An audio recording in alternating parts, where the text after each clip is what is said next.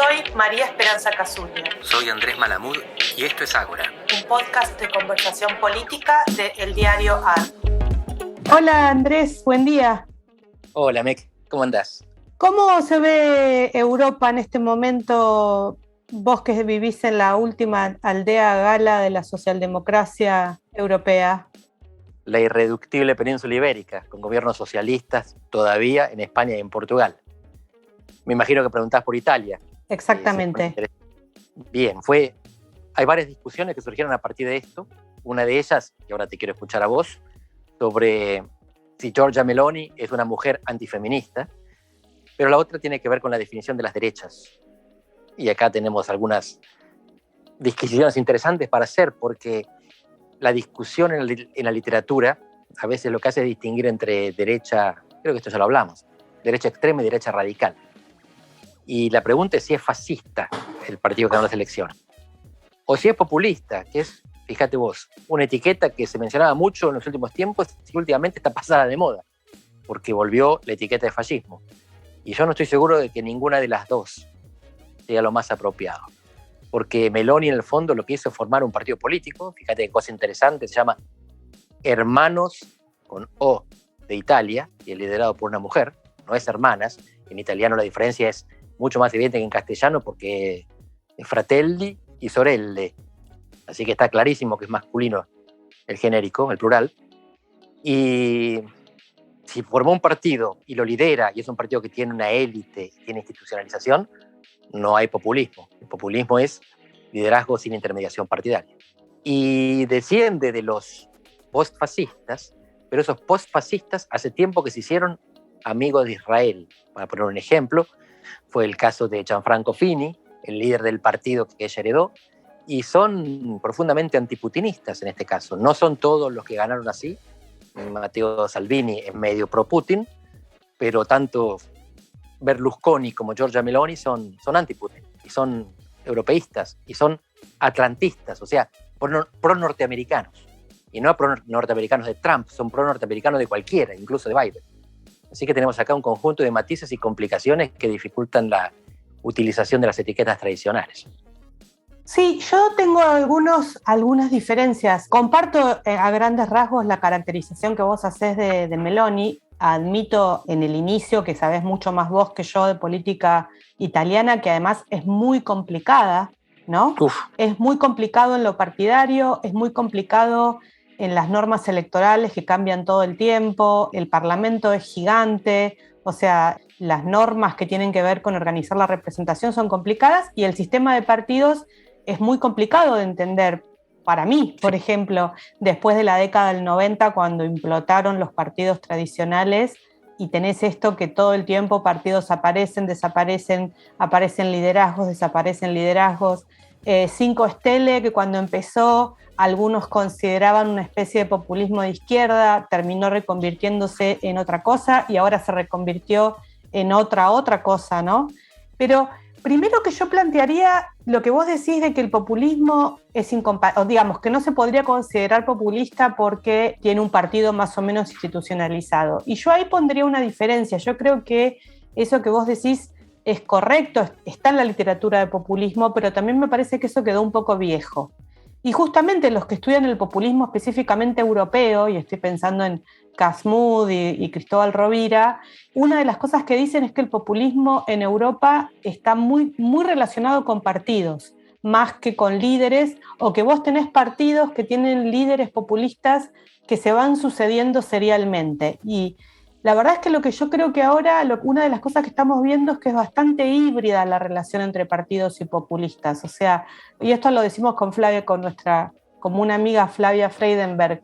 Y los populistas, esto es algo que a mí me parece interesante pensar, los líderes populistas invierten en este momento particular bastante esfuerzo y tiempo y recursos en armar y sostener partidos, ¿no? O sea, se han dado cuenta, no sé, esta es mi hipótesis, se han dado cuenta de que conviene tener partidos, de que los partidos te sostienen, los partidos, es importante tener el escudo parlamentario de lo cual hablábamos hace tiempo en el Parlamento. Entonces, no sé si la relación entre populismo y partidos es de suma cero. Claro, entonces vos me preguntarás, ¿y qué es populismo? Uh Vos -huh. sabés que yo pienso que el populismo es más bien una manera de hablar del mundo, básicamente, y de explicar cuáles son los problemas que uno tiene y señalar cuál es el culpable de esos problemas que uno tiene. Y desde ese punto de vista, la verdad es que Giorgia Meloni se podría, desde mi punto de vista, caracterizar como populista, de derecha radical, ¿no? Que es una etiqueta que ahora está bastante de moda para Europa. Con Así respecto a es. si es fascista o no es fascista, me parece que, bueno, el movimiento se demuestra andando, ¿no? No hay ninguna garantía de que no lo sea y también puede terminar no siéndolo. Esto es súper interesante y creo que con esto te voy a devolver la pelota a vos. En Italia a uno le da la sensación de que justamente esta complejidad del sistema político, esta complejidad del Estado, esta complejidad de lo partidario, en Italia han aparecido, digamos, en los últimos 30 años han aparecido 5 o 6 fascistas, que luego terminaron no siéndolo, ¿no? O sea, el sistema los termina Deglutiendo. domesticando, por decirlo de esta manera. Ajá. Pues es interesante hablar del fascismo cuando nos referimos a Italia, porque hay cosas que son persistentes, por no decir permanentes, en Italia. Y algunos dicen el fascismo es una de ellas. Yo creo que el fascismo fue un reflejo, un epifenómeno de una italianidad profunda. Mussolini tenía una frase que es maravillosa. Él decía que gobernar a los italianos no es difícil, es inútil. Y el fascismo fue la manera más acabada de conseguir gobernarlos un poquito. Decían ellos, de conseguir que los trenes lleguen a horario. Pero hay otros que en realidad se ríen del fascismo y lo comparan con el nazismo como la farsa a la tragedia. Esto es un poco exagerado porque el fascismo provocó muchas muertes también, pero fueron más muertes provocadas por el fracaso que por la intención. Porque el fascismo fue un movimiento imperialista que perdía en Abisinia contra africanos que venían a caballo, por ejemplo, y con lanza, y que necesitó que Hitler viniera a sacar las papas del fuego en Grecia. Solamente podía hacer colonialismo en Libia y en Albania. Y Mussolini, esto es importante, Mussolini tenía sentido del humor. Y en general el sentido del humor es incompatible con el fanatismo. Él era un pragmático oportunista. Las leyes raciales, por ejemplo, las pasó porque se las exigió Alemania, porque él no era racista por contenido, por ideología. Pero más allá de esto, de las constantes italianas, en Italia todo es medio joda. Y es interesante esto porque Meloni hizo un video, que no voy a destacar acá, pero buscarlo en TikTok, que es divertido, que hace juego con su apellido y que tiene connotaciones sexuales que la apartan de lo que sería el feminismo. Pero es muy difícil imaginarse a alguien en Italia hoy que se tome el fascismo en serio, que se proponga marchar, tomar Roma e implementar militarmente reformas políticas. Es toda una patraña en Italia. Empezando, vos lo decías bien, por el sistema electoral y el sistema de partidos, que lo cambian todo el tiempo, y los que menos lo entienden son los propios italianos. Ni siquiera los líderes italianos, porque hace 2 años las elecciones las ganaba caminando Matteo Salvini, y ahora lo hicieron pelota. Está pidiendo por favor que le dejen el Ministerio del Interior, que es lo que había tenido hace unos años, y quizás ni siquiera eso le den. Así que no están discutiendo ideología, no están discutiendo transformaciones nacionales, están discutiendo cargos. Son dignos padres nuestros. Bueno, la otra cosa que me interesaba es esto que vos planteabas del debate acerca de si, por decirlo de esta manera, las mujeres feministas tienen que ponerse contentas o no tienen que ponerse contentas, o tenemos que ponernos contentas o no contentas con el hecho de que Meloni haya sido electa. Y acá me gustaría hacer un poco de zoom out y decir que esto que estamos viendo en Italia en realidad es uno de los fenómenos para mí más interesantes de la política mundial, diría yo, actual, que es que se da este fenómeno paradójico en el cual hay un ascenso de los populismos de derecha o incluso de ultraderecha, podemos decir, en el mundo, y uno de los elementos centrales de todos los discursos populistas de derecha es el antifeminismo. Y es el anti lo que ellos llaman ideología de género. Ahora, en esos movimientos feministas que están en ascenso, muchos de ellos están liderados por mujeres, muchos de ellos. Dijiste feministas, quisiste decir los movimientos populistas o de derecha radical. Perdón, de los movimientos populistas feministas, eso fue más bien una expresión de deseo en todo caso, freudiana, pero de los movimientos populistas de derecha radical, combinan un discurso fuertemente antifeminista y un discurso fuertemente en defensa de los roles tradicionales de la mujer y de los modelos tradicionales de familia, paradójicamente parecen ser inclusive más abiertos, y acá voy a decir algo que va a sonar muy provocador, pero que los partidos tradicionales de centroizquierda, socialdemócratas, a tener líderes femeninas, mujeres, ¿no?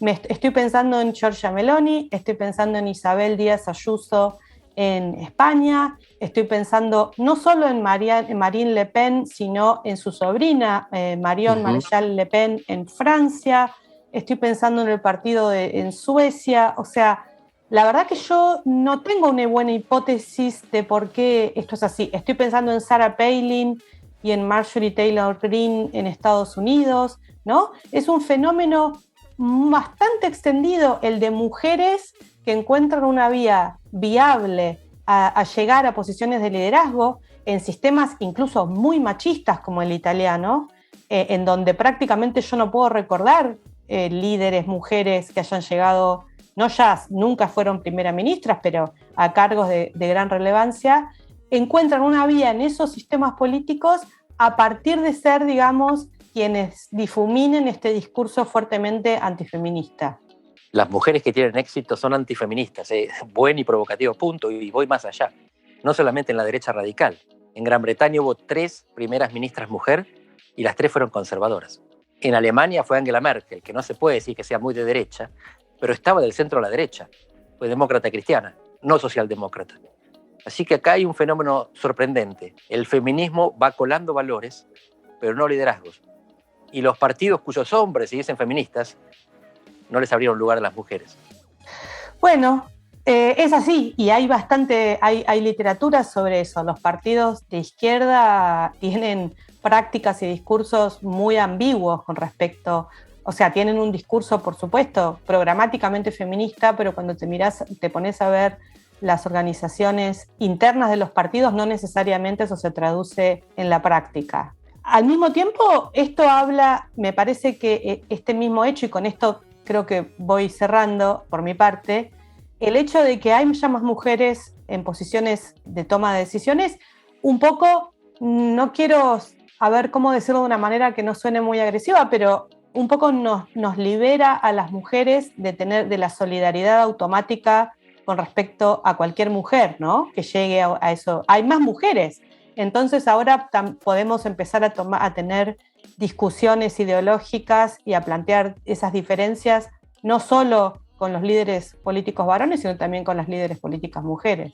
Es cierto, y para alguna próxima charla podemos dejar el tema del feminismo estéril y mujeres antifeministas en Argentina. Dale, buena idea. Hecho. Bueno, un abrazo, Andrés. Chao, Mec. Chao.